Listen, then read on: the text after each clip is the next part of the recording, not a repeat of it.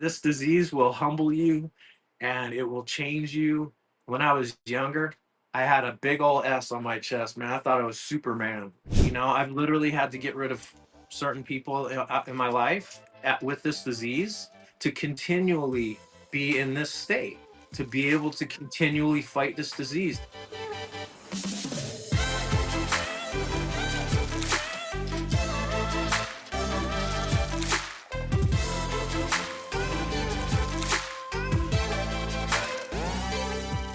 Today's guest is living proof that your greatest climb might come long after the biggest fall. Kevin Mokuahi is a native Hawaiian born into a rich family legacy who rose to global recognition as a world-class tattoo artist. But his journey didn't stop there. After being diagnosed with Parkinson's disease, Kevin refused to let the diagnosis define him. Instead, he took on one of the most grueling challenges out there, the cycle to the sun, a 36-mile ride to the summit of Mount Haleakala. Now an advocate for Parkinson's awareness, Kevin's story is one of passion, perseverance, and purpose. This is Kevin Mokuahi's story. Hey man, it's just a pleasure to sit down and talk to you. I'm so happy a friend connected us. You're my second Hawaiian on here, so I'm so thankful to be able to represent Hawaii and talk to you. And I think a lot of people would know you from the amazing achievement that you did of cycling Haleakala, and that you did it with Parkinson's. But your attitude, just the other day when we were chatting, you just have this light in you. You've overcome so much, but you're just still so positive and everything. So just thank you so much for being here, Kevin. Thank you. Thanks for having me. Like listening to you and your story, it just you see my post I did yesterday. Yeah. It literally was like a reminder, which is, we all need that. We all need that. Like no matter how we think that we're dealing with it, like, we're doing good and whatever, but we're stronger together, right? Oh yeah. Absolutely. Yeah, absolutely. And I think the reason I have this feeling about community and us bonding together is because I got to grow up in Hawaii. And we were talking about it a little bit before. It's like, I know you spent some time on the mainland. I'm here on the mainland now, but my time from 0 to 21 growing up in Hawaii was it made me who I am, right? And it's just a special place in the world. Yeah. Can you talk to me about growing up in Hawaii before you left for the mainland? Well, I left at a young age. Before that, my father was a famous beach boy. His name was Steamboat Senior, and my brother was a famous wrestler, Sammy Steamboat. And Right on. so I used to, like, as a baby, like basically in my like 3, 4 years old, I can remember. The older you get, the more you remember back then, but you Yeah. can't remember like what happened 10 minutes ago. I know. So, I think mine's because of gabapentin though, but yes, I know what you're talking about. but I remember my brother bringing like Andre the Giant, Hulk Hogan, like, and they're young, like this was when they were, in their primes, down to the Wow. beach. And my dad was actually in a few movies, a couple of them with John Wayne, and partied with Vincent Price and Debbie Carr. And Wow. I grew up like in my early age, like literally sleeping on the beach at night. Like that was when it was legal, and my dad would go catch a canoe full of fish, and they go diving, pai pai they call it. And Yeah. Wow. they would get a canoe full of fish, and then they would barbecue on the beach and drink beers and stuff on the beach afterwards. And then I would just be there and Just hang out. sleep on the beach. Yeah. Yeah. That's amazing. So wait, how long did you do that till before you moved to the mainland? Till I was around 6. Okay. Um, and then 6, my mom and dad split up. Like most families, like we it was on the outside. Whoa, that's Yeah. the Mokuahi Steamboat family, but on the inside it was a little different. So How so? Like just emotionally, it was tougher, or what do you mean on the inside? my dad was very abusive. He was an alcoholic. Mm. Yeah, I mean, he would beat us kids and stuff. And I mean, it's crazy because he had a fourth grade education. He was 100% pure Hawaiian. Like, really, there wasn't, like, he didn't know any better. It's just how it was. Like, literally, like, when I went to the mainland, I had to choose which parent to live with because of a circumstance that happened. Hmm. And I wanted to go home and live in Hawaii because it's all I knew. You Yeah. know, like Yeah. I didn't know any different. That like you didn't get smacked around when you were, a kid and stuff. Like I didn't realize that. Yeah. You just thought, oh, this is how you grow up. Like everybody's getting this. Yeah, yeah, exactly. Hmm. And then my mom remarried another guy that did the same thing. Mm. When she married him, and then she had to leave him for the same reasons, and so yeah, I kind of grew up in that abusive household. Not like this generation now. I came home 20 something years later. I've been home for 33 years maybe. Wow. You look way too young to have all those numbers added up, man. You look way too young for that. I'm I'm 58. So Oh, but young yeah, man. my stepmom at the time called me to tell me my dad was in the hospital. He had just had a stroke, and then they were going to amputate his leg a week later or a month later, or whatever it was, because he had diabetes. And Oh, yeah, I no. sold everything and came home and took care of him because none of my other siblings would. So Wow. um, yeah, and I'm the youngest. They all have their reasons, obviously, right, to not want to do it. And for me, he was still my dad, and it was different because I was a different person. I was a man, I was in my early 20s and 250 pounds. And so, like, dad wasn't going to smack me around no more. Yeah. Yeah. Yeah.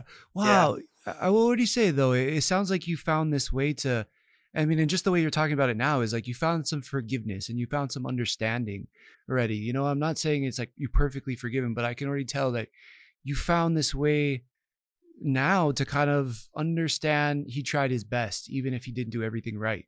Right. He did. A lot of people are like, love, right? It's Mm-hmm. love. But, reality is that not a lot of people really understand what love is. Mm. Love is unconditional. Love is literally like there's no judgment. There's no, like, you don't look at someone and go, or whatever, right? Yeah. And if someone crosses you or wrongs you, and this is just things that I've learned in the last 10 years now. Prior to that, when I was in that young, angry at the world, mad at God, 250 pounds on steroids, just angry and whatever, I felt like I was karma. Oh. I was literally the hand of karma sometimes, and did some things that I'm not proud of, you Mm-hmm. know. Yeah. There's a lot of learnings there, huh? Yeah, living under the shadow of Sammy Steamboat and my dad, pops, and oh, you're Mokuahi, or you're, like, Mm-hmm. all that stuff. But love, to go back to love, it's literally now it's someone wrongs me, and don't get me wrong, I've been known to still snap once in a while, but it's been a long time. Hey, I'm right there with you, man. It's like I have a different outlook at life now, obviously of everything I went through, but it's like I don't know. My friend likes to say I have the ta in me still, and I try to be Yeah, cool and try. I want to be loving, but we're human, right? And it's very right. natural, especially what I've gone through, and then what you are going through on a daily basis. It's like, how could there not be some anger or frustration still in there, right? Yeah, but this is how, I mean, for me, you're asking me, how do you, we're going to talk about how I deal with it. It's like, understanding what love is, and I'm still learning, right? We're going to learn all the way. It's called eternity for a reason. Like, we're not going to die and then we just get it, like that. It's a continual learning thing. Yeah. But, when someone wrongs me now, I actually did a post where I just basically, it's like, I don't have room in my heart for hate anymore. Mm. It's like that, it's just a mess, like, literally, to carry around on your shoulders. Right. So either I love you or I love you from a distance.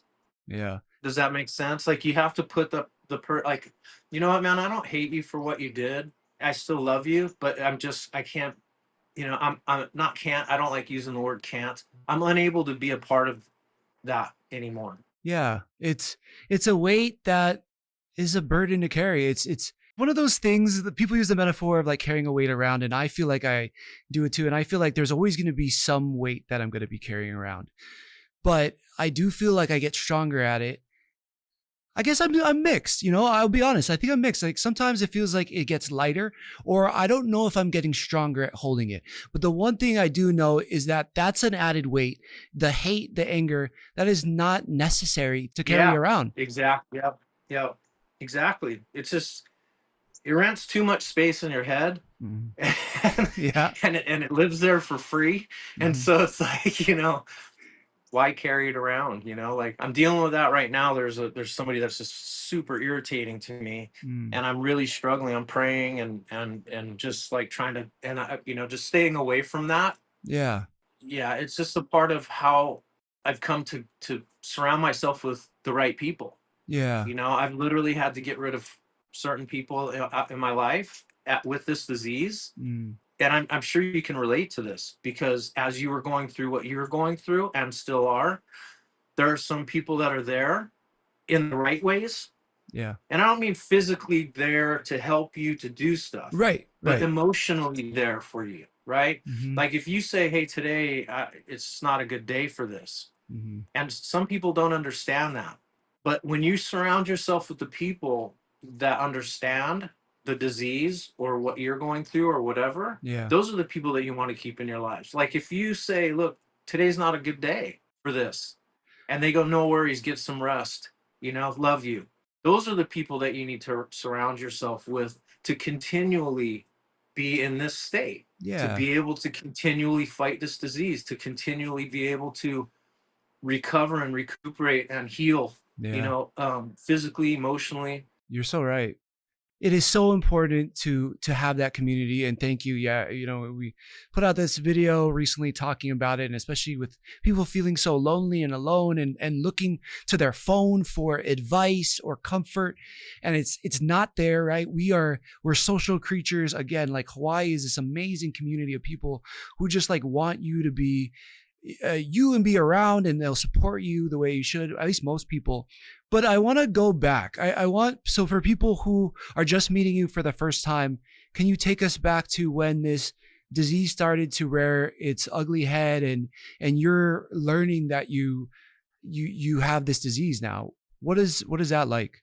Oh man, that was tough. I was a tattooer for 35 years. At the time, I was tattooing for 25 years, and to have someone tell you that you have this disease that most likely will cut off this love that you've had, this career that you've had. I call tattooing the best job in the world. Yeah. I mean, you got awesome tattoos, and I can just feel like, talk about a community too. That's probably its own community, right? Yeah, like my tattoo family, I'm closer to them than I am with my own family sometimes because I've spent more time in a tattoo shop than I haven't. Wow. Literally. Yeah, like I mean, it's over half my life. So Yeah. it's crazy that that is. I mean, it's caused me many relationships. I've gone through a couple divorces for it. But to go back to what you were talking about in the beginning, when I was first diagnosed, movement was just kind of getting rolling, Mm, 10 years or 12 years ago. So it wasn't like really the priority of doctors to say you need to move. It was right.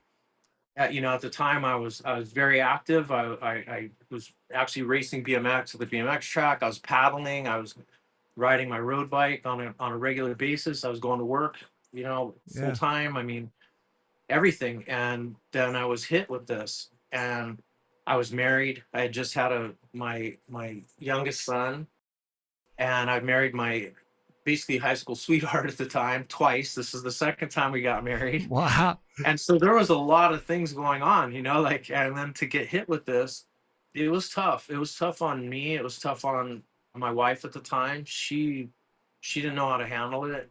Mhm. Um, All of a sudden, you have all these things going on, and you get hit with this diagnosis. All of a sudden, do those other things matter? Are you able to kind of put things in priority, or are you just trying to survive in this moment? Are you feeling like, man, I'm just in fight or flight. I gotta just survive.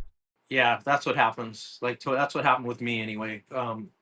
And the thing is because I've been a fight or flight person my whole life, that's exactly what it was. Like this time I took the option to flight.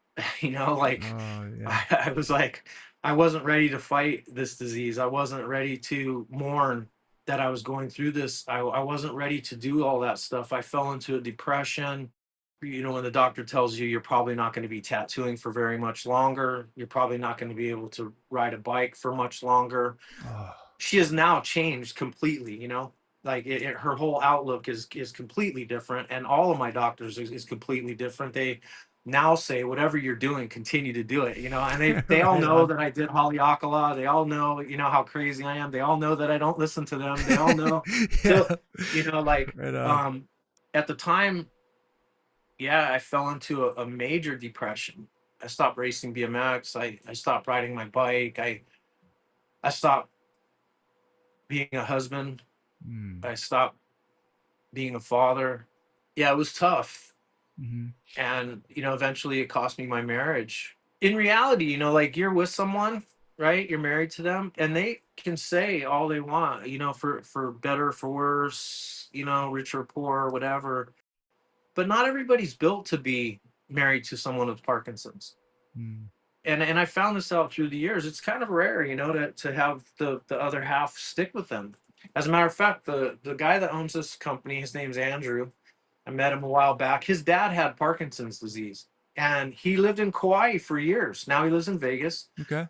and avid cyclist. He was actually really, really good at, you know, back in the day. And I was blessed to meet his dad, like kind of a face thing on email, before his dad passed away. And his dad used to look at my stuff and go, "Wow, that's so awesome! Like, look at this guy," you know, like. Yeah, yeah. And That's he has killer. Parkinson's. And, yeah, so you know, Andrew and I become close, and that's why I don't like to say the word can't. Right. Right. That's why this company means so much to me. You know, it's like you can do something, anything. You don't have to climb Haleakala or whatever. But anyway, to go back to that beginning, yeah, it was tough. My wife couldn't handle it. We were talking about love earlier. Mhm. Everyone has their own love language, right? Yeah.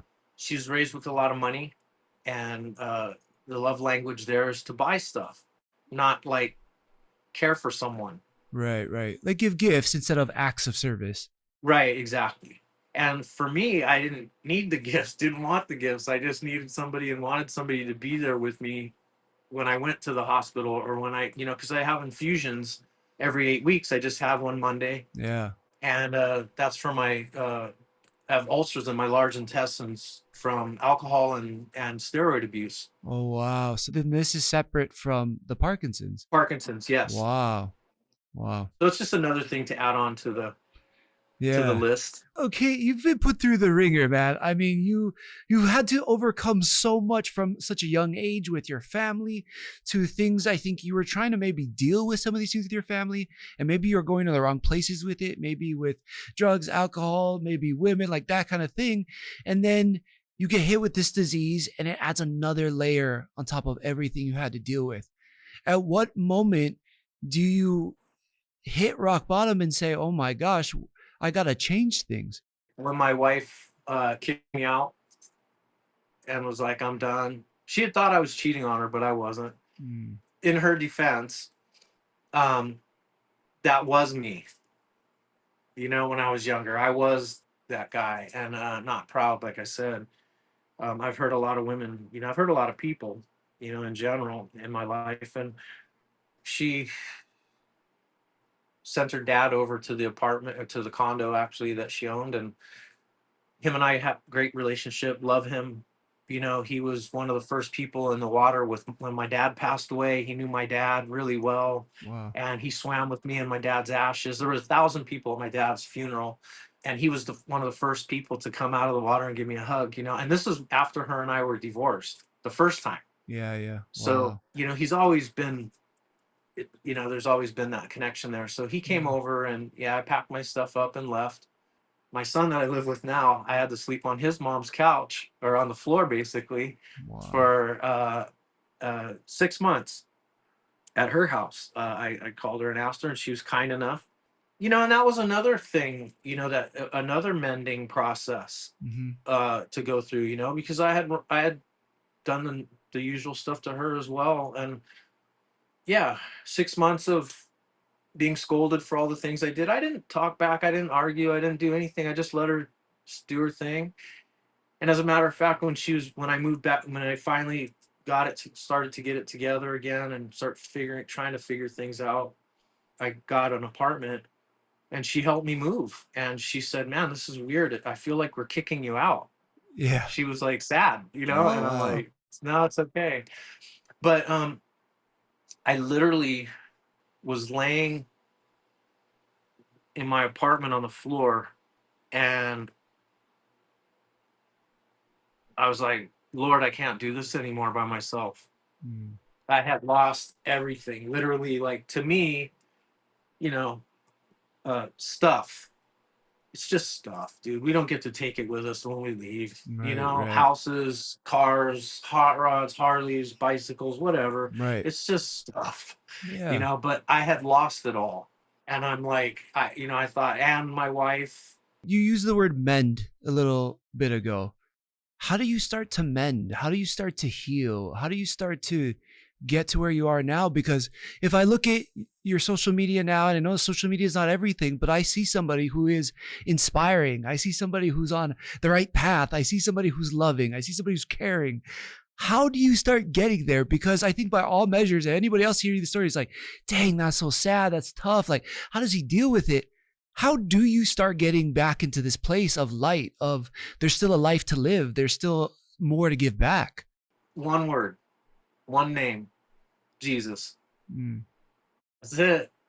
yeah. And I'm not gonna sit here and preach today. We're not gonna have any Bible study or none of that stuff. But yeah, Jesus. And I became a believer for the first time in my life. Barely even went in a church. I used to joke about if I went into a church. My friends would tell me, if you went into a church and it didn't catch on fire, like what, like that kind of stuff. Like, Yeah, yeah. and you've heard a little bit about my past, so of course, that seems like that would be the thing that would happen. Right. um, and then continually learning, and then switching from the flight mode to the fight mode. Okay, yeah. Tell me more about that. Yeah, like I finally got to the point where I was like, you know what, man? You've been fighting your whole life. Dude, you're gonna give up? These are the voices in my head. Yeah, yeah, yeah. So you're literally telling yourself, the thoughts are like, are you gonna give up right now? Are you gonna quit? Are you gonna be done now? Right, exactly. After Mm, all these things you've been through in your life, you know, you're gonna just throw in the towel now. mhm. And it's like, no, man, like, there's a part of it where it's like there's a humble ego, if that makes sense. Yeah, that because definitely. this disease will humble you and it will change you. And to me, there's a lot of Parkinson's people that say, like, how do you say that you're blessed now? Hmm. Yeah. And I'm like, well, it's because of the man that I've become. Not it's humbled me. When I was younger, I had a big old S on my chest, man. I thought I was Superman. Yeah, yeah. I've put a gun in my mouth. I've had one held to my head. I've gone to prison. I mean, you name it, it's happened. Wow. And pretty much drugs, alcohol, women. I mean, just so much so to the part of like it being gross. Hmm. Hmm. Let me let me ask you this, okay? You say you come to Jesus, right? And it obviously has shaped your life in so many ways. What was inside you that felt that you needed to find Jesus? It's funny. I don't know. I really don't know. Like I was actually paddling for my cousin, Olelo Keola Canoe Club, and there was a pastor there, Pastor Chauncey. I talked to him and stuff. And then my crew that we ended up going to States that year. I steered the canoe. We went to States, and they're all Christians. They all went to Word Life and everything. And but I was watching some of the behavior, and I'm going like, wow, these are Christians. Like Hmm. what? So Yeah. there wasn't like this urge to become a Christian because I'm looking at some of the stuff and I'm going like, you know, but it was a judgment on my part going, okay, these are just some individuals, Right. Right. right? Mhm. And so, to be honest, I really don't even know. I literally woke up one day and said, I need to go to, I'm going to go to church with no agenda, no, nothing, like nothing, like, Yeah, it was just this divine purpose. yeah, I'm just going to go, like, and afterwards, I'm going to live the same life that I was living before. It wasn't like when I raised my hand and said I accept Christ or whatever, I didn't even know what I was doing. I didn't even know what that meant. Even the Right. first time I was baptized, I really didn't understand it all. Yeah. I was like, it's okay. It's supposed to cleanse you, from your past, and then it's to make you new, and Yeah. it's an outward showing to other people, and to the world that you are anew. And I was like, so just dunking my head in the water, I'm okay with all the stuff that I've done, like, Right, right. But you felt compelled. yeah, it's a hard thing, but it was something. And then when I started to understand more and meet different people, I saw that it wasn't the building. Yeah. you know sure, it's just a building. It's the people in it. Yeah. The community. And I know you've experienced the same thing. We talked about it yesterday a little bit, but yeah, it was really weird. And then I dove in head first. Like, I felt like I had to make up for all the things that I had done wrong, right? So I was Wow. saying yes, yes, yes to everything, and it was just running me ragged. And with Parkinson's and everything else, it was like, it finally got to the point where I was like, you know what, man, it's okay to say no. Mm. It's okay to not do something. Was this something that you were doing before? Well, a couple of things here. One, I want to say thank you for sharing all that, because my fundamentals, when I think about when I was growing up, I went to a Christian private school in Mililani called Hanalani. It was there, had church every Sunday. We had, I'm not, I think they would call it chapel. We had chapel on Mondays, and you had to recite some verses, and there would be a message. So I was getting 2 full days of church. And for most of my life, I was in that environment, and I didn't want to like be preachy. I was part of a Bible study group in my, I think, freshman, sophomore year. And I always felt like, I was going to show people how to live by just how I lived, right? I thought maybe I don't want to be one of those people that has to like preach about everything. And I got to say, after my accident, it was so tough for me. And I was so mad with God. I felt like what happened to me was so unfair. And I'm like, why did this happen to me? I was a good person. I try to follow your lead and all these things. And I got to be honest with you, it's something I still grip with. It's still something that's so hard for me to really figure out. I'm like, am I a Christian? Do I believe? Do I not believe? I think I grip with it on a daily basis. And it's something I'm going to keep discovering. But I do think that I think it's important. And I think it's so important for people to have faith when you have no guiding star, to have this example of the right way to live, to treat people, to go about purpose in life. Like, I think all those things are so important. But yeah, I think what's fascinating, like hearing it from you, is that there was just this compulsion. It was like, I'm gonna act, and then the faith and the belief and the understanding will come later. I'm just gonna Yeah, move. And then you just yeah, moved. And I think now you're saying like there was an understanding that you started getting because you took that leap. yeah. I think I needed to go through that. I needed to go through that whole cycle of, the church thinking this or thinking that or whatever. And I was actually thinking about becoming a pastor, Wow. right? I was actually a pastoral intern for a little while at New Hope. This is after all the tattooing and everything? Yeah, this is just like in the last 10 years, within the last 10 years. Like, so Wow. this was like maybe 7 years ago. So, I was taking theology, and one of my theology teachers, very well-known guy, he opened my eyes to a different outlook. Like, it wasn't so narrow anymore. Yeah. Like, it wasn't so like, Yeah. like Yeah. whips and chain, like, dude, Yeah, yeah, yeah, yeah. like Baptist style or whatever you want to call it. And it literally opened my eyes to like going, whoa, like, why does God have to be put into a box? So many people put him into a box. So many Christians put him into a box and say, this is it. Well, Right. when you put him into a box, I mean, God has no limitations, right? Hmm.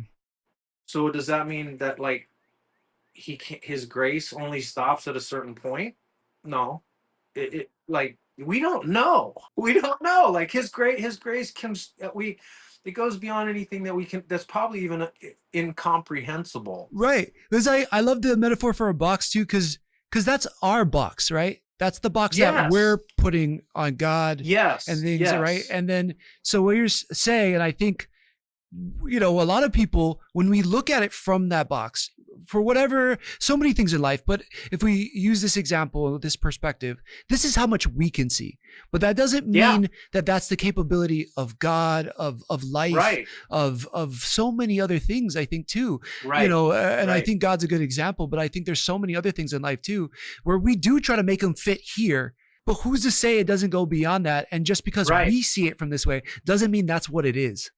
Right, exactly, Yeah. exactly. Okay. And through the studies and readings and stuff that I've done over the years, there's so much stuff that was taken out of the Bible years ago. There's so many things that people, it was made man-made, and it was continually to put a fear factor into people about if you don't do this right or if you don't do that right or whatever it is. And then I had a kind of a thing within the church as a pastoral intern. There was somebody that was, there's actually a few people that were like, who is this guy to be a pastor? Mm, You know? wow. And at the time I was still kind of a young Christian. So I took it as like, I really took it personal, and I was like, man, you know what? But then my understanding as I continually walk in this walk is it's not the building, dude. Right. It's not the building. It's what's inside of here. Mm-hmm. And that goes with anybody, that it could be godly or not. I mean, I think that if you're walking in your life and you're trying to do the best that you possibly can, which isn't perfect because no one is. Right. If you're just trying to do the best that you possibly can and you're trying to help when you can, all this other stuff on the outside over here, that's all noise. Mm-hmm. Mm-hmm. And we're going to mess up. And and this is here's a little analogy that I use all the time. Like, you're standing at a light, Mm-hmm. right? And there's an old lady there, and she needs help to walk across the street. Okay, you help her, right? I mean, anyone that has a half a heart would be like, Yeah, come with me. making sure that if she's not making the green light, that you're going to stand in front of her so that the cars will wait. Yep. Yep. To get her to the other side, right? Absolutely. That's just, you don't have to be a Christian to be that. Right. But now, does that mean that you need to go to every light in the rest of the city and look for old ladies to help across the street? No. She was put there for a reason. That happened for a reason. You do that. Mm-hmm. That's it. And basically what that is like, we can call God, the universe, whatever, put her there. Mm-hmm. You did what the best you could do there at the time and at the moment. Yeah. And this goes with anything, not just an old lady, right? Yep. And then we do it. And then, sometimes we mess up. Yeah. Sometimes we don't. But as long as in your heart, like say you mess up and you feel that conviction inside, right? Mm-hmm. Or that guilt or like whatever. Oh man, why'd I say that? Or what was that about? Yeah. Yeah. Like what? Kevin, seriously? Like. Yeah. You know what? I will say what I love about this though is that I feel like we're already talking about you. I mean, it's definitely post being saved, but also where you are now is opposed to where we started when we started this conversation. And one thing that I noticed for myself, like there's always like before my accident and post my accident. And I will say, I was pretty good about not getting irritated with people. I still had my temper and everything. But I think now I don't look at people as like, oh, this person is just here to drive me nuts. I think about it as like, this person is doing the best they can. This is how they know how to operate in their life. And truthfully, that shouldn't affect how I treat them. It's up to me to show up to them and be the person I want to be with them and be the person I want to be in life, and doesn't matter who they are. They could be just somebody who's in my life who's just being annoying. It could be somebody who actively is trying to go against me, but that shouldn't matter how I operate. And I think that's what I'm hearing with you, especially with helping the old lady across the street. There's more incentive now to do it. But even if it was somebody trying to stop you from getting across the street and you need to go, you have to do it. You have to continue to go, and we can complain about it. We can fight it, or we can just accept that this is what it is. And how do we move forward and do the best we can with what we have available to us right now? And I love that, because I think that we're always going to have these obstacles in our life, no matter who you are. There's going to be some small, big traffic, not traffic, horrible disease, your perfect health, whatever. There's going to be these little things that stop us. But can we show up the way we know we're supposed to? Because we feel it in our heart, because we feel it in who we are. And I think, yeah, don't let me put words in your mouth, but I feel like maybe that's what you're getting at. I'm trying to, yeah. And like I said earlier, I said I'm struggling with what you just said right now. Thank you. No, I was What you following just your said, lead. man, chicken skin. It literally, like, what you just said is something that I really needed to hear. Yeah. Like, so that's what I mean. Like community and just being human and sharing and men's mental health and what we talked about yesterday a little bit, right? Like, we're stronger together. And what you just said helped me with this what I've been struggling with for the last few days. Mm-hmm.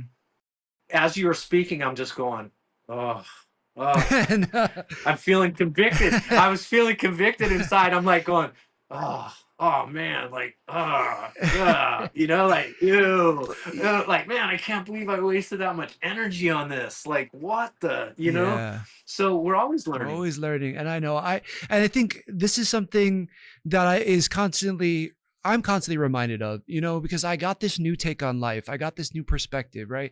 Like, there was a time I can remember, I think I will remember it for the rest of my life, but I had this moment where I was like, oh, you're dead. Like, you're going to die.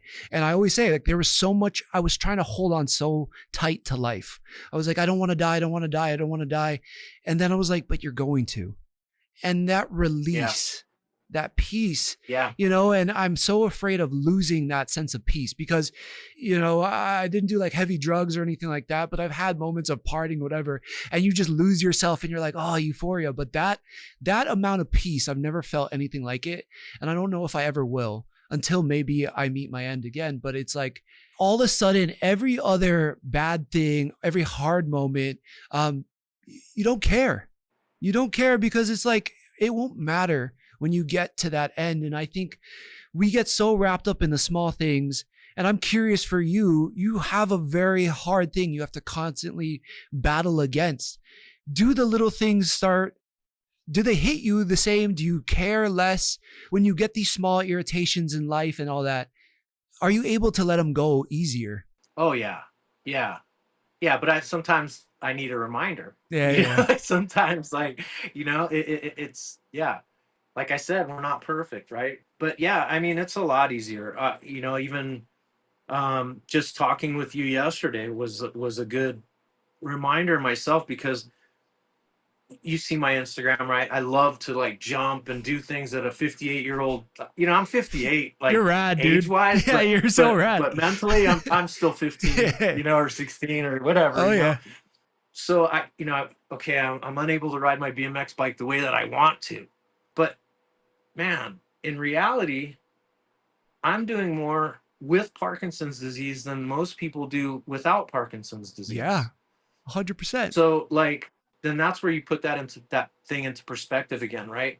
So I was taking it for granted. And then when you and I had that talk yesterday, I was like, Kevin, what are you doing, dude? Like, can't you just take your bike out and roll around in the neighborhood like you did when you were a kid? You don't have to jump curbs. You don't have to do anything. You got broken ribs. You're 58 years old. Just be okay with that. Yeah.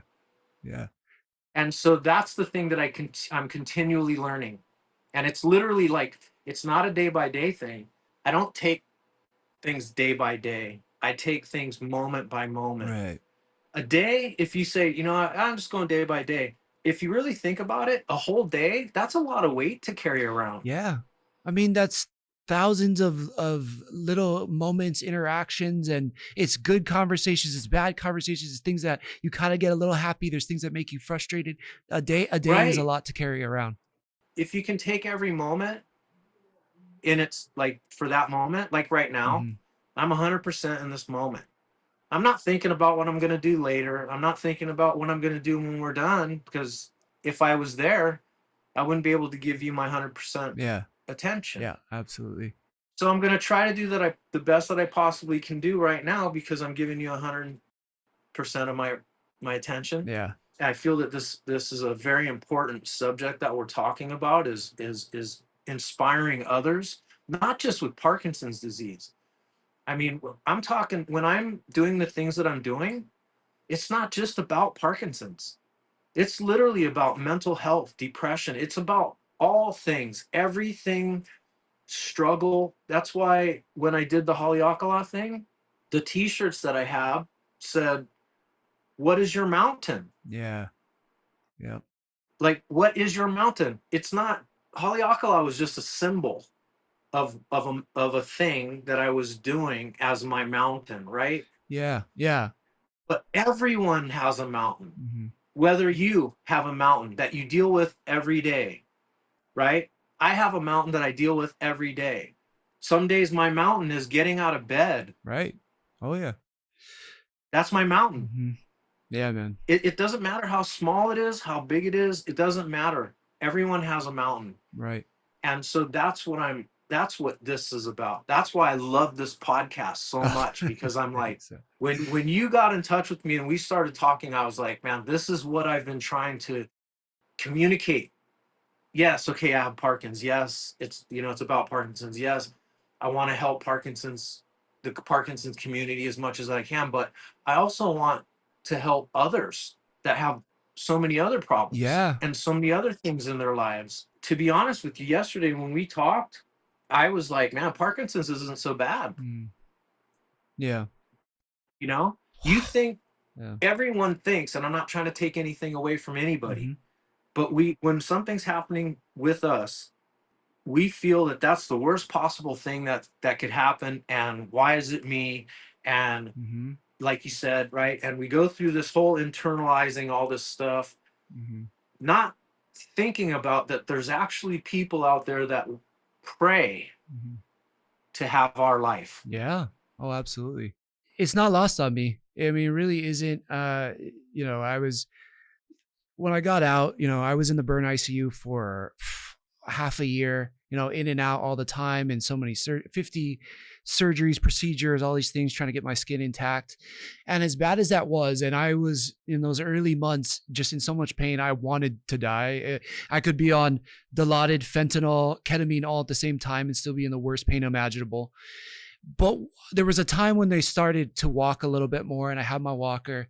And I remember walking past one of the rooms at UCSD, and I saw somebody, and I was considered 70% TBSA, or total burn surface area, but I saw somebody who was 90%, and they didn't have eyelids, they didn't have ears, they lost their nose, and I thought, even in that moment, I was like, man, I'm pretty lucky that didn't happen to me, Yeah, and I yeah, think, but again, I don't compare. At least I try not to, right?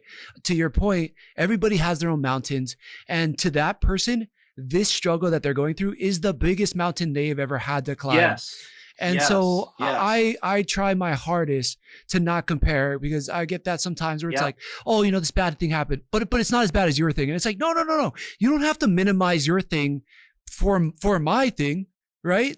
That is so funny you say that, because I say the same exact thing. People go, man, I haven't been through anywhere near what you've been through in your life. I'm like, whoa, hang on a second. Never downplay what you've been through in your life, because what you've been through is just as real as what I've gone through. In your mind, it's just as real. 100%. Please don't ever downplay that. And they're like, whoa. So yeah, that's so fun. That's awesome. Yeah. It's fortunate though, and it's fortunate in a way for me, because it took time for me to get there. So to your point about being a part of the Parkinson's community, so I got put into the burn survivor community. I'm a partial hand amputee, and it was so conflicting. I'm like, am I a burn survivor? Am I a partial hand amputee? Am I a plane crash survivor? Like, what am I in all these things? And I was like, you know what? As much as I can get funneled into these different categories, I want whatever my success becomes, or whatever I'm able to overcome, to relate to everybody, because we're all Yeah. have our own moments. And I think that these are real things. Like, and I appreciate you even saying it too. Like, I know people probably put you in this Parkinson's patient mode, but it's not that, like to your point, we are all human. We are all struggling with different things. How do we all support one another, build together, and how do we all help each other climb their own mountains? And I think that is, it's such a real human thing. And I just think it's wonderful that you see it from that perspective as well. I mean, think about it. There's nothing more human than that, Mm-hmm. a human moment than that. Actually, I was watching, cycling. I'm a big cycling fan, and the Giro d'Italia, it's called, is the Italian tour. It's basically the Italian version of the Tour de Right, right, France. right. Yep. So anyway, they're in Italy, and the Pope, they go into the Vatican on their bicycles, and he blesses all these cyclists. As they're riding around, or do they? Yeah. No, they literally walked up onto stage, stood next to him, shook his hand, Wow. everything. Like, to me, whether you're a believer or not, there's nothing more human than that. Yeah. There's not, it's like he's not up there going, hey, look, I mean, he did say, he did talk about God and everything else, but even if you're not a believer Mhm. and you see this happening, even as a cyclist, I'm not sure if every one of those guys are believers, but wow, Yeah. he's basically saying, hey, check this out. I love everybody. Yeah, there's a level of appreciation, right, of his status and his connection to God, and then the cyclists who are dedicating their life to a purpose, a mission. And I think Right. that is, yeah, again, too, completely human. We can all understand, as Yes. somebody is giving everything to what they believe in, to a purpose, to a mission, how can you not understand it or not connect on that in some level? And yeah, I think that's a beautiful example to your point, but I see it in you too, man. You do this thing, and I think people maybe probably know you the most for the Haleakala ride, right? But like, why do that? Why, for you, say this is something I'm gonna do? And I know you had, I think, some organizations that were kind of backing you with this. Why make that the goal? I raced. I was raced road bikes for years. I was never a climber. I was what they call a sprinter. Okay, like Mark Cavendish. Kind of, yeah, not quite as fast, not quite as many watts, Sure, but sure. yeah, yeah. Same idea. I won a few races, and I did pretty good back in the day, and Very cool. so I'd always wanted to do Haleakala because Cycle to the Sun has been around for years, and I always wanted to do it just to do it. I had a thing where I did the metric century ride, and I was on TV for that. I had talked about it. That was 3 years prior to me doing Haleakala. And it was like I kind of threw it out there as I was talking. So it was a 3-year process. Wow. And I was like, I need to ride more. I need to lose more weight. I need to get down. I mean, you don't want to, I'm 190 pounds again. Like I was 160 when I did Haleakala. Wow. The lighter you are, the faster you go uphill, That right? makes sense, man. But 30 pounds, wow, that's a lot of weight. That's a lot of weight to cut. Yeah. So it took a while. And then it wasn't just it wasn't just the fitness. It was timing. It was surrounding myself with the exact people that I needed to surround myself with. It was this disease. So this disease does what it does when it wants to do it. I said yes to this yesterday, but if I would have woke up this morning and it decided to do what it does, Mm-hmm. there's nothing that I could have done about it. Right. Okay. So we would have been doing this interview with me slurring and shaking and everything. Right. And it wouldn't have been a bad thing. It's just one of the things so prior to the Haleakala thing, I had attempted to do which I had done years ago. It's called the Dick Evans Memorial Road Race, Okay. and it's 115 miles around Oahu. Wow. And normally about 150 to 200 people do it. And it's been going on. It's been the longest road race event on Oahu running. 20 plus years, I believe, maybe even 30, I would Wow. say. Yeah. And I'd done it a few years, like 20 years ago. And I was training and I was planning on doing that. The morning, 4:30 in the morning, I was driving up the hill to go towards the start line. And I started slurring my words. Oh no. And the person that I was with said, I don't think this is a good idea. Yeah. So we had to turn around and go back. And this was after a year of training for this event. I had already signed up. I had already paid for the entry fee. Ah. Again, Wow. it happened with the Honolulu Century Ride. I literally rode to the start line, was sitting on the start Hmm. line, and the anxiety and whatever started hitting me, and it like I started slurring my words, and I didn't even say anything to my friends, but I rode back home, which was only a couple of miles, and I rode home, and that was it. Man. But from that point to between the Haleakala, I started to do things a little bit differently, rid myself of any anxieties, any stresses, anything like that leading up to an event. Once I started to do that, I got to race my first crit in 25 years. Wow. I think I got fifth in my first crit, and I was in the Wow. front group. And yeah, with Parkinson, so it was awesome. Like I was like, okay. Yeah. So then I did a road race, and I made it to that one, and I did it and finished. Wait, 1 second though. Okay, all this is incredible. I'm like already speechless. But you said I got rid of the anxieties and the stressors. How did you do that? Was it trying to like take people out of your life? Lack of a better word, divorce again. Oh, okay. Gotcha, gotcha. And I'm not gonna Yeah. say anything bad. I'm not gonna do any of that. You know, it's just it is what it is. It happened, and it was a stressful situation. I'm sorry. And so, like I said, not everybody signs up for this I disease. got you. Yeah, yeah. Although she knew going into it, I already had Parkinson's. Da da da da da. Blah blah blah. Whatever. Yeah. Anyway, so that's one of them. And then, of course, surrounding yourself and choosing where to put myself during the time leading up to a race. You can do, and still, you can do everything right. And the night before Haleakala, I was sitting with my crew, and I said to everybody, I was like, "Hey guys, just to let you know, we've done everything right, but tomorrow there's a chance I could wake up. I just you gotta know this, that I could wake up and not be able to, or not be 100%, and we may be not gonna do Haleakala, or we might have to try it at the beginning while I'm in it, because I've ridden my bike and then it's kind of gone away because the endorphins start to kick in and everything." Mm-hmm. And they were like, "No problem, Wow. no problem. Whatever we need to do, whatever happens, happens." And that's the kind of people that you need to surround yourself with. Because I went to bed peacefully. Mm.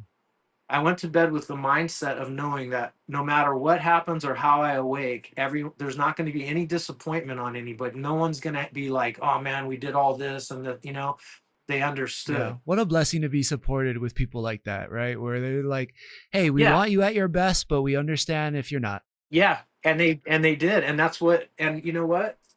As much as I knew that they would be good, I didn't know they were going to be that good on that I day. know. And It's I didn't awesome. realize that I was going to be as good as I was on that day. Like it was just, when the stars and the moon and the sun, everything aligns, Oh, right? yeah. And God's like, I mean, whatever. I'm getting chicken skin talking about it because I literally can look back on some of that stuff, and I feel like it was like an out of body thing.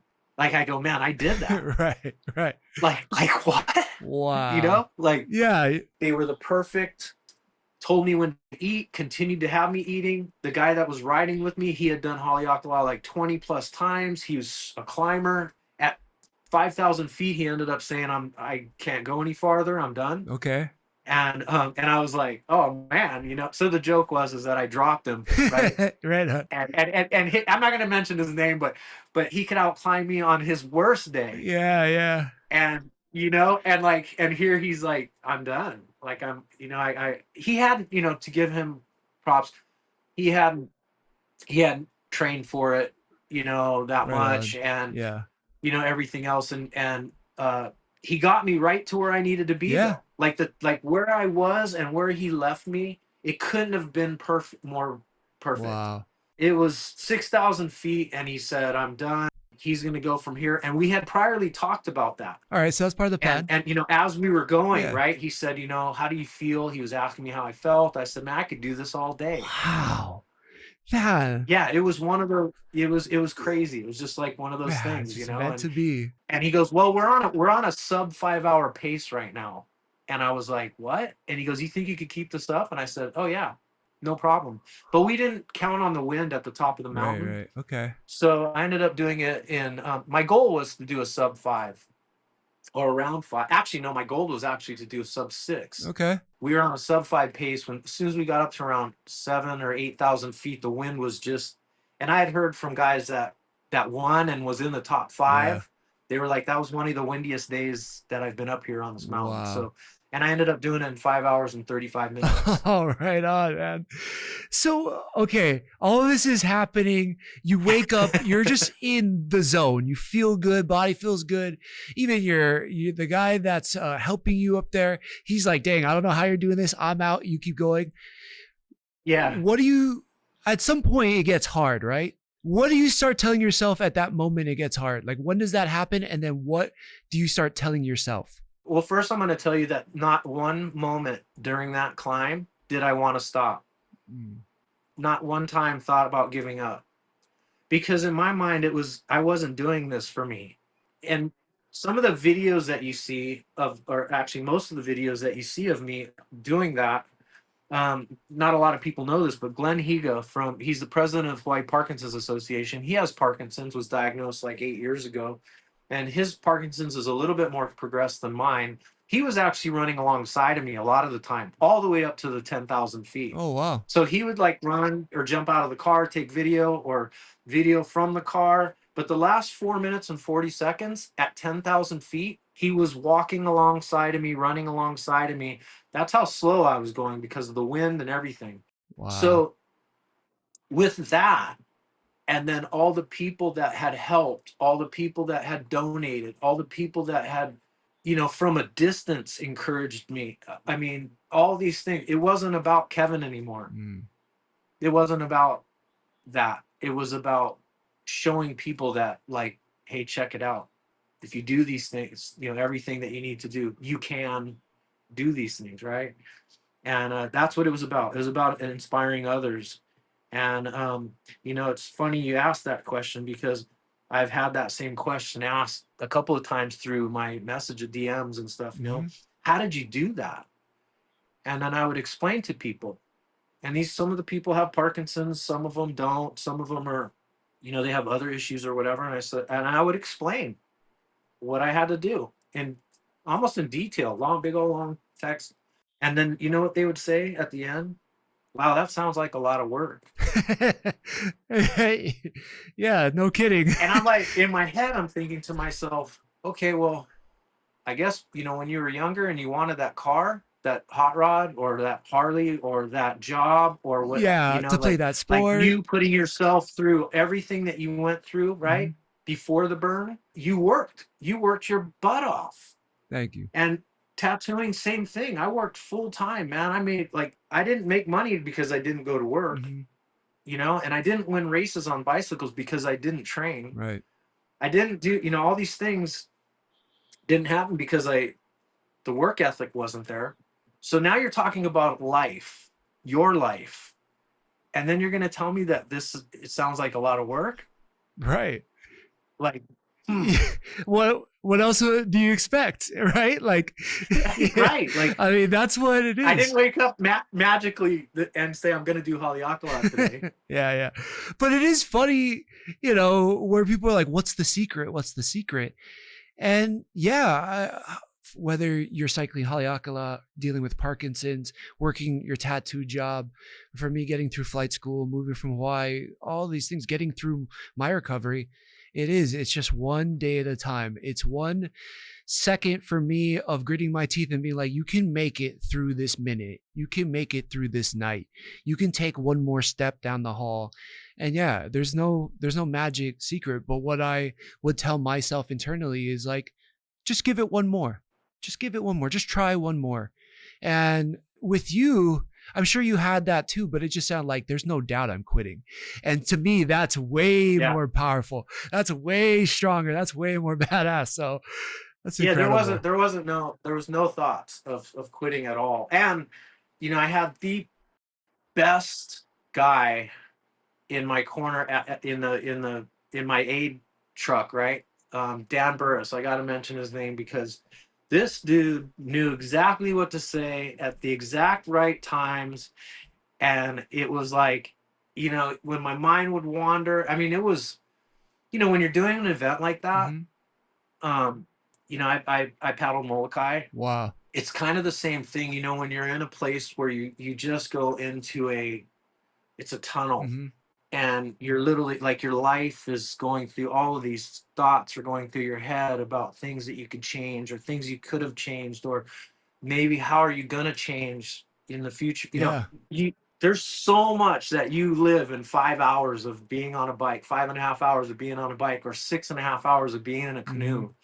Yeah, it's definitely a life changing moment. But man, he knew exactly when to say things, and the right things. And like I would be going, and then there was a feed zone. Like every once in a while, I'd have a little bit of Coca-Cola, Okay. All right. just for the taste, just because I wanted the taste, Yeah. right? Yeah. And then it's a mental thing too, like, okay, there's caffeine in there, help, whatever. But it was just Yeah. Yeah. the taste, because I was doing so much gels and chew, like gummies and Right.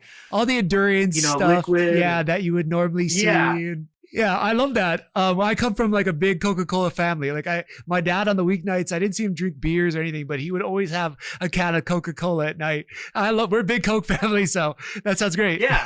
Yeah. I love that's a And so secret. he comes up with the Coke, and he's like, and whispers. He's not yelling at me. Mm, He whispers in my ear. He goes, "This is badass, Kev. Badass, bro." nice. It just gave me chicken skin like that. This is coming from a guy that can kill me on a road bike climbing. This dude is gnarly, right? He worked for Nike. He, was a high up exec for Nike, and Wow. this guy's seen it, done it, and he's going, "This is badass." Yeah. And big, huge props to Dan. My son, was there. He was a huge, encouragement. Paula, and Carl, everybody, and Josh. Josh kind of organized. Well, he actually trained me to do the climb, and that it was really cool. After it was done, the group of guys that were staying in the other cottage, Hmm. they're all the young guys, and they were all the fast guys. I think one of them got second or third Wow. on the day. Okay. Yeah, like sub 2 hours. What? That's Like, crazy. yeah, yeah, crazy. Yeah, it like these guys were just flying. They all came over to our cottage, Yeah. and they were all like, "Hey man, congratulations." They're Giving telling you me props. Yeah. congratulations, Yeah. and giving me props, and I was like, "Wow." Yeah, it was humbling. It was very humbling.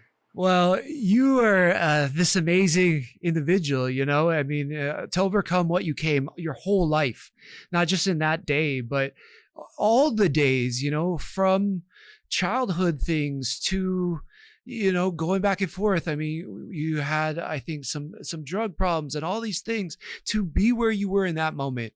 And then this disease that is debilitating for so many people, to overcome that and to do something that would be hard for anybody, able-bodied, non-sick, whatever, to do, is amazing. It is incredible. And I think it speaks to who you are, man. So we don't have a lot of time left. I want to kind of ask you a few questions that I ask everybody, because I just feel like there's already so much wisdom in you. But currently, what is giving you the most peace in your life? Yeah, just letting a lot of things go. Like, I don't allow things to rent too much space, like I said. So it's, when I can look at certain things and just be like, is that worth it or not? Mm-hmm. But my son, living in the same house with my son is huge, and his and mine relationship is growing, better. And I gotta say this before I forgot about it when you were asking me, like at what point. I had mandatory anger management. When I was younger, I had mandatory therapy, psychiatrist, all that kind of stuff. And when I chose Mm-hmm. to go to therapy was when a lot of things started to change. Mm-hmm. And then within the last probably 5 years, 4 or 5 years with my therapist now, I've opened up to him, and with things that I'd had buried. But with that said, I just want to say that, like, it's okay. Therapy's okay. And that's how I find a lot of peace as well, is going and speaking to somebody that's neutral. And my therapist is so awesome. He's a hippie, and he's like just super cool. And Right on. I love the guy. And Yeah. yeah, he looks at me with no judgment. I mean, I can tell him anything. Mm. And there's no judgment. He's just like, He's just there, man. He's there for you he's to just be there, that you sounding know? board. I really Yeah. really really appreciate you saying that. I, you'll see it on my social media, but I'm a big advocate for therapy. I've talked about it openly before too. It's like, I don't need that. Especially like, I don't know if this is everywhere. I'm starting to see it is kind of everywhere, but in Hawaii, it's like, growing up, I didn't really talk about like how I was feeling and the mixed emotions I had, or that I was embarrassed or I was sad. It just wasn't a thing I did. And I didn't know anybody who would do that. No. I didn't know anybody who went to therapy. I thought that was like, oh, they must be crazy because look, they're going to therapy, Yeah. but Yeah. Exactly. when I went through what I went through and it was forced on me, I was mandatory because of mine was involved in a work accident. It's like, you have to go talk to someone. And the first couple of people, I was like, F them. I don't want to talk to them. They're not going to help me. But once I gave in to that and I found this therapist who's been my therapist from now on, it's like, to your point, man, he allows me to just kind of go there. He allows me to share. I've broken down more times there than I ever have in my entire life. And it made me realize so much about my childhood. And I had a good childhood and I love, where I grew up, but there was a lot of things that I just couldn't process as a kid. And it's this amazing, amazing feeling, man. I think a lot of men, we do ourselves a disservice not trying to go to somebody who is a professional at navigating those conversations, So I just really, Yep. Mahalo, thank you so much for sharing that, man. Yeah, it is our culture. Even in the Parkinson's community, it's a tough thing too for a Hawaiian. It's a macho culture. Hawaiians are like, "Rah!" Yeah, like, yeah, and then yeah. so to say that you go to therapy is like you're weak. Right. And in reality, it makes you Makes stronger. you stronger, 100%. Yeah, it's completely makes you stronger. Mhm. And my girlfriend now, it is like Christina. Oh, oh, right on. Oh, I did not know that was your girlfriend. That's amazing. Yeah, and it just kind of happened through social media, whatever. But totally unexpected. I hadn't seen anybody for years, and I was okay. I was like completely like, I'm good, Yeah.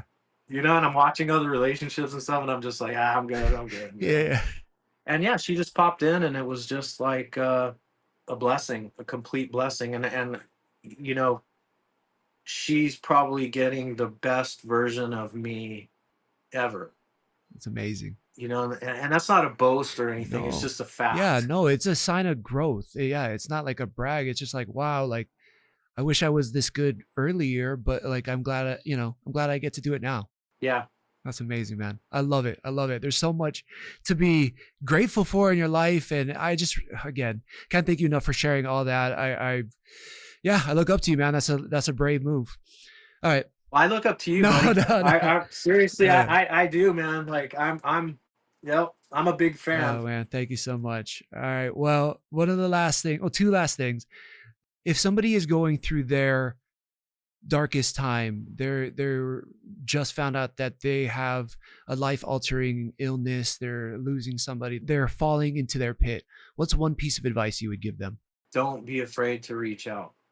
Don't try to internalize it. Don't try to hold it in, try to shove it down. You need to get it out. Whether that's with a therapist or your best friend or whatever.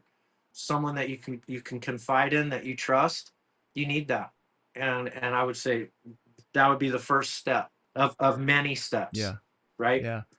That's incredible. I completely agree. Again, it takes bravery, but I think that is a form of strength too, is to be able to, express those things that you don't want to share with anybody, that you might be embarrassed about or you want to push down. So yeah, I love that. I think that's a great piece of advice. All right. Well, Kevin, yeah, is there other organizations or anything you'd like to give a shout out right now? Where can people find you? Where can they support you? Oh, you can just follow me on Instagram. That's it. I ain't looking to make money, and I'm not raising money for any specific thing. If you want to donate to Parkinson's, you can. Hawaii Parkinson's Association, you can. It's not about how many followers I have. It's not about any of that stuff. It's about planting a seed in one person. Right. Like literally, like if this right here, what we're doing, if it hits one person and they it saves their life or it does whatever, like it encourages them or inspires them to keep going, then we did it. Yep.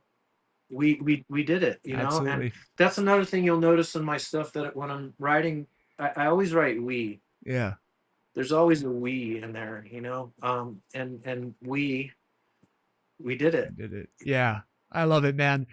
Well, Kevin, you are just incredible. I feel so honored to have you on the show today.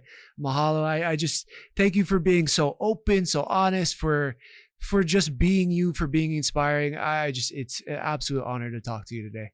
Thank you. It was an honor being on your show, and meeting you finally face to face, Yeah.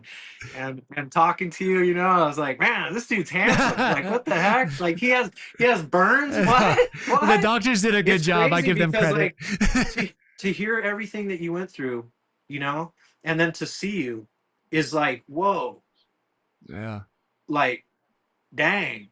Yeah, it's just a credit to like how much you're willing to work. Like you said, there's a lot of pain involved with all the skin grafts and all that kind of stuff and whatever, Mhm. but you're like, you know what?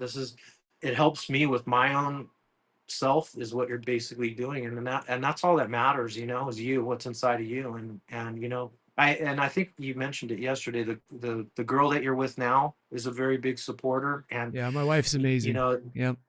yeah, your Mhm. wife. Yeah. Yeah. Like, that's what I'm saying, to have that, that's what we need. Yep. That's what we need. But I think it helps a lot having the openness, the vulnerability, the bravery to express what you need. You have definitely done it. You've shown me so many amazing things today. I think everybody at home will feel the same way, man, because yeah, you are a light. You're just who you are, and I love it. So thank you so much, Kevin. Aloha. We're gonna Just remember, you can. Yeah, we can. All right. Heck yeah, man. All right. Thanks, man. Mahalo for tuning in to today's episode of the Sick Burn Podcast. Kevin's story is a powerful reminder that no matter what life hands us, there's always another hill to climb and a new meaning to be found. His courage, his advocacy, and his ability to turn his diagnosis into purpose inspires all of us to keep pushing forward. If today's conversation connected with you, make sure to subscribe, share, and stay locked in at Sick Burn Pod as we continue to explore the bright side to life's darkest moments.